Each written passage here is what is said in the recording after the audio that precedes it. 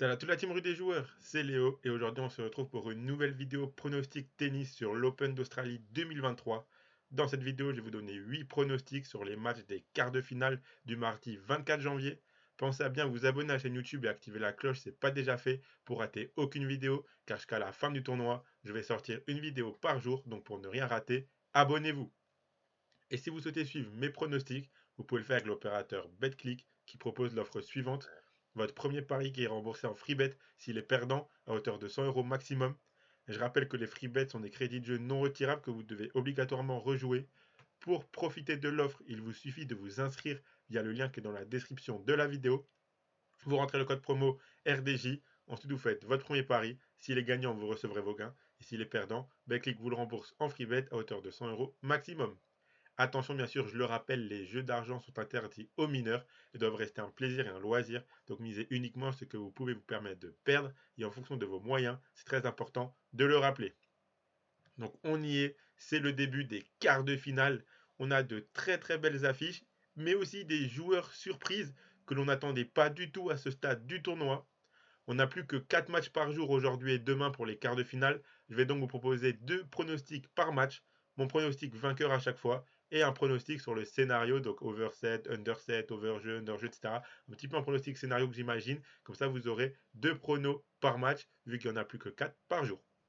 Donc avant de passer au pronostic du jour, on va faire un tout petit point sur les pronostics des matchs de ce lundi, sur les derniers huitièmes de finale. Donc on finit pas trop mal les huitièmes, avec 6 pronostics validés sur 8. Le match très compliqué de Caroline Garcia et sa défaite, ainsi que le match à sens unique de Djokovic, enlèvent le perfect. En revanche, le combiné passe une fois de plus, avec le match très disputé entre Rublev et Rune. J'avais mis les deux joueurs gagner un set, c'est allé en 5-7. L'overjeu entre Sabalenka et Bencic, grâce à un premier set très serré, et la victoire facile de Pliskova contre Zeng. On en est à 6 combinés sur 8 depuis le début du tournoi, donc vraiment je suis très content car j'arrive à tirer les bons pronostics de ma liste pour faire des combinés qui passent assez souvent. Donc passons maintenant aux 8 pronostics que j'ai choisis pour les matchs des quarts de finale de ce mardi 24 janvier, ainsi que mon combiné à la fin, comme d'habitude. Donc vous pouvez voir les affiches des quarts de finale, donc 2 quarts de finale ATP, 2 quarts de finale WTA ce mardi, déjà des très très belles affiches comme vous pouvez le voir. Donc on commence avec l'ATP avec un Khachanov Korda. Donc Khachanov qui montre une fois de plus que c'est un joueur très solide dans les grands chelem. Grâce à son quart de finale dans cette Open d'Australie, il a maintenant atteint les quarts de finale dans les 4 grands chelem différents. En 2022, il avait fait de bonnes performances dans ces grands tournois, dont une finale à l'US Open, une demi-finale pardon à l'US Open avec une très belle victoire en 5-7 contre Kyrgios en quart de finale. Il a été très solide sur ses 4 premiers matchs de cette Open d'Australie, même si lors de son 8e, il profite d'un Nishioka complètement perdu. Korda performe enfin au niveau où tout le monde l'attendait. 25 ans après la victoire de son père à l'Open d'Australie, il réalise le meilleur parcours de sa jeune carrière dans un grand chelem. Une victoire contre un Medvedev moyen et un match très solide en 5-7 contre Urkash lui ont permis d'atteindre le stade des quarts de finale.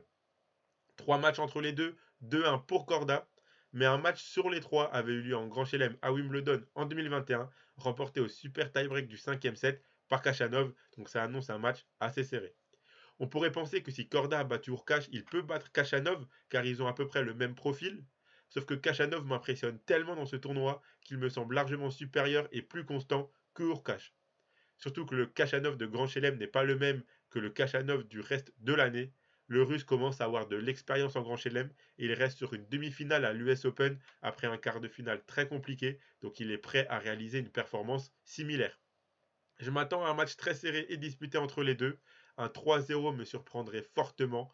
Mais mon favori pour ce match, c'est un petit peu l'outsider, c'est Khachanov. Donc ça sera mes deux pronostics pour ce match. Donc la victoire de Khachanov qui est cotée à 2. Et les deux joueurs gagnent un set ou le plus de 3,57. Donc c'est pareil, c'est coté à 1,30. Le deuxième quart de finale ATP, c'est entre Tsitsipas et Lecha. On s'attendait à du spectacle entre Tsitsipas et Sinner. On a été servi. Un magnifique match en 5-7 durant lequel l'Italien a remonté 2 sets de retard avant de se faire dépasser par le niveau de jeu du Grec lors du 5e. Tsitsipas a joué un très bon tennis, surtout dans les 2 premiers sets, puis il a nettement baissé en régime durant les 2 suivants avant de rehausser son niveau lors du 5e set. Son physique a bien tenu malgré les 4 heures de jeu, donc pour un match qui peut peut-être durer, en tout cas c'est encourageant. Quel parcours de Leccia. Le jeune Tchèque joue sans pression, libéré et ça marche. Il sort quand même Koric en 3-7 au premier tour, puis une victoire solide contre Eubanks. Il enchaîne avec une victoire en 5-7 contre Nori et il domine largement son match contre Félix Auger-Aliassime. Cependant, je pense que toutes les belles histoires ont une fin, et même s'il a un super niveau, l'obstacle Tsitsipas sera trop grand pour lui à mon sens. Un match entre les deux, l'année dernière à Rotterdam, remporté 2-1 par le grec, dont Tsitsipas l'a déjà battu.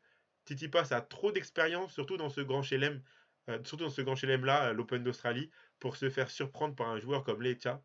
Cependant, au vu de son match contre Sinner, s'il se voit gagner trop tôt et qu'il se relâche un peu, je pense que le Tchèque est largement capable d'accrocher un set, car il jouera tout le match à fond.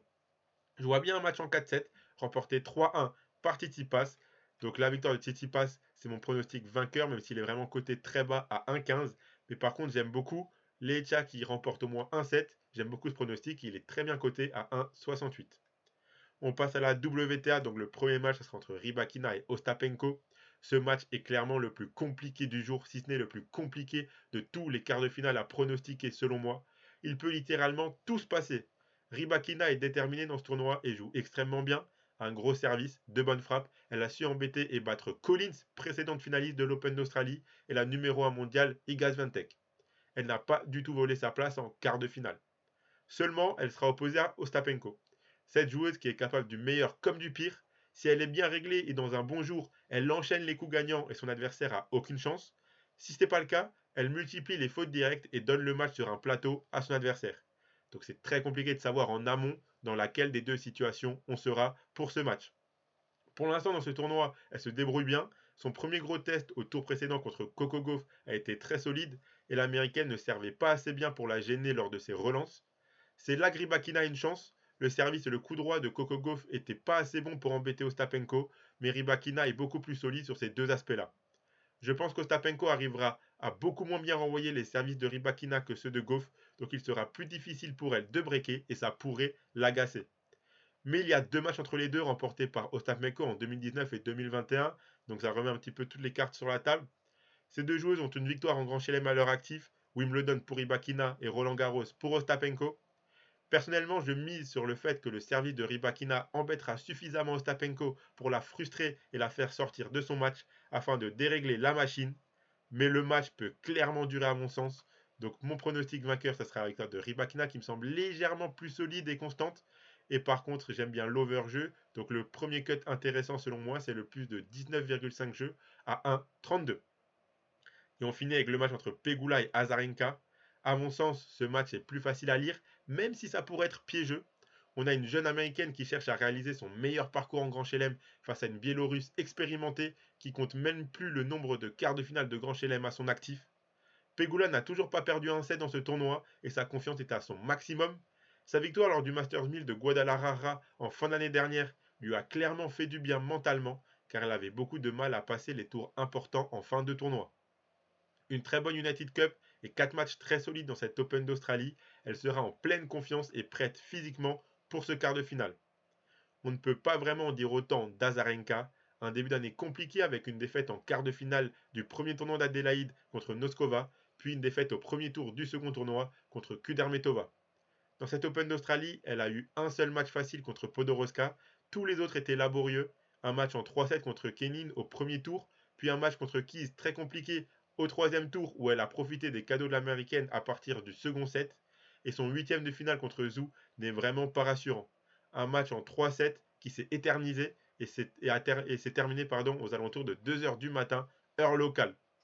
Azarenka qui a quand même fait 3 matchs en 3-7 sur ses 4 premiers tours. En revanche, Pegula, elle a fait tous ses matchs en 2-7, donc ça peut jouer physiquement aussi. Azarenka a vraiment eu du mal à entamer le match contre Zhou, puis à conclure lors du troisième set face à une chinoise qui courait partout, frappait fort et qui en voulait. Typiquement le profil de Pegula, sauf qu'elle le fait encore mieux que la chinoise. 4 matchs entre les deux, 2 partout. Le dernier match est une victoire de Pegula à Guadalajara 7-6, 6-1, où Azarenka n'arrivait pas à déborder l'américaine et se faisait constamment agresser. Pegula peut également s'appuyer sur sa deuxième victoire contre Azarenka, qui était lors de leur toute première confrontation en 2021 dans ce tournoi de l'Open d'Australie, une victoire 7-5, 6-4 de l'américaine. Pegula performe bien en Australie et je pense que c'est clairement sa chance pour aller encore plus loin dans ce tournoi et elle le sait. Azarenka sera pas un obstacle facile, mais il est surmontable. C'est pourquoi je la vois s'imposer dans un match tout de même accroché, car ça reste Azarenka et son expérience. Donc mon pronostic gagnante, ça sera la victoire de Pegula à 1,37. Et j'aime beaucoup l'over-jeu, le plus de 18,5 jeux. C'est coté à 1,29. Donc voilà pour mes 8 pronostics pour ce mardi 24 janvier. Donc comme d'habitude, je vous laisse avec mon combiné. Donc j'ai choisi de garder la victoire de Pegula, les deux joueurs gagnent à 7, donc le plus de 3,57 entre Kachanov et Korda, et la victoire de Tsitsipas pour faire monter le combiné tout juste au-dessus de 2. Donc ça fait un combiné à 2,05.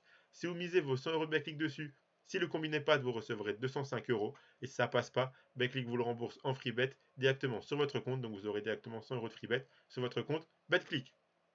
Donc voilà, n'hésitez pas à mettre un pouce bleu à cette vidéo, ça fait toujours plaisir. Et donnez en commentaire vos pronostics pour cette journée de mardi. Abonnez-vous à la chaîne et activez la cloche si ce n'est pas déjà fait pour rater aucune vidéo.